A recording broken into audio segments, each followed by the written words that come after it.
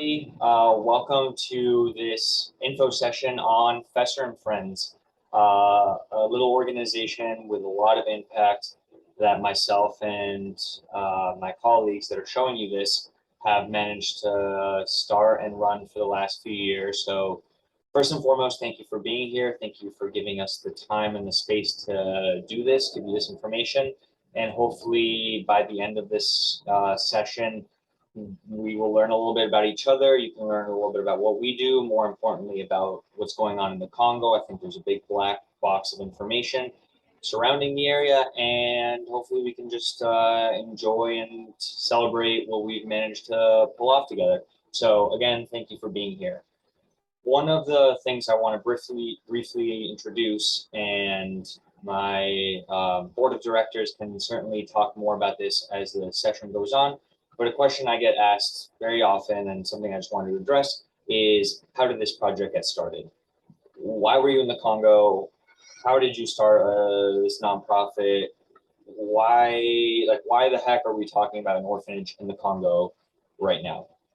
Which is an excellent question. And to be frank, it's surprising to me, and I think it's surprising to everybody that we've gotten this far. But that's part of the exciting part, and that's sort of why we're also excited to be bringing you in, because it's new, it's innovative, and it's an exciting thing with real world impact that we're doing. And obviously we couldn't do it without collaboration and without working with different people with different walks of life. So I preface that to say, what brought me to the Congo the first time was, as the previous slide mentioned, I actually interned at the United Nations right out of college. And one of the things that I was tasked to do was to help facilitate the distribution of PPE, medical protective equipment, to areas in the Congo that had a small cluster of Ebola cases. It was a very small outbreak, maybe 20 to 50 cases. It limited itself out and wasn't too much of a public health hazard, but I was sort of involved, and I was an intern, and it's all exciting for me. I like infectious disease, I like global health, and so I had that in the back of my mind. And fast forward a year or two, when I was in medical school, there was a huge outbreak of Ebola. You might recall the West African outbreak a few years prior to that ended up killing tens of thousands of people. This was ramping up to be just as big, if not as deadly, of an outbreak in the Eastern Congo.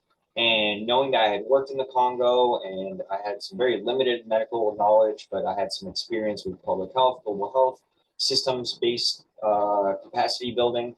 And with that knowledge, I felt comfortable and was lucky enough to find an organization to take me to the Congo to try to work in whatever capacity they deemed fit to help combat this Ebola outbreak. And so one of the things that I quickly realized while I was there was that Ebola was something that people, it's scary, frightening, but it is not number one, two, or three of the scariest, most deadliest things that they are worried about on a day-to-day basis.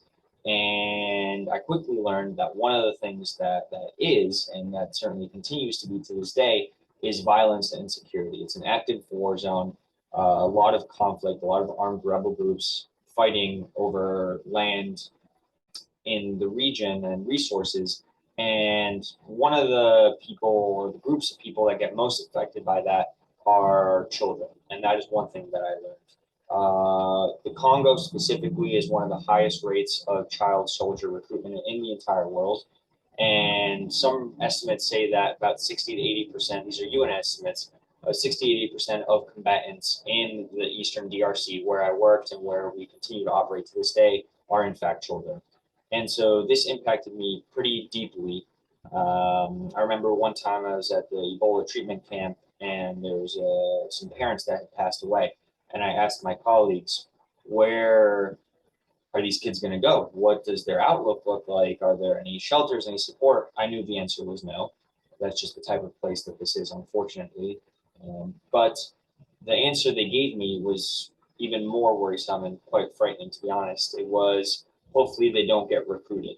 And that's the reality that a lot of these children live in. And that is what I walked into in the Congo, and that is what I came back to the States knowing and feeling like I'd do nothing about it. Fast forward a few months, one of the big rebel groups, the ADF, which is an Islamic terrorist group that operates in the region, they aligned themselves with ISIS back when ISIS was at its peak.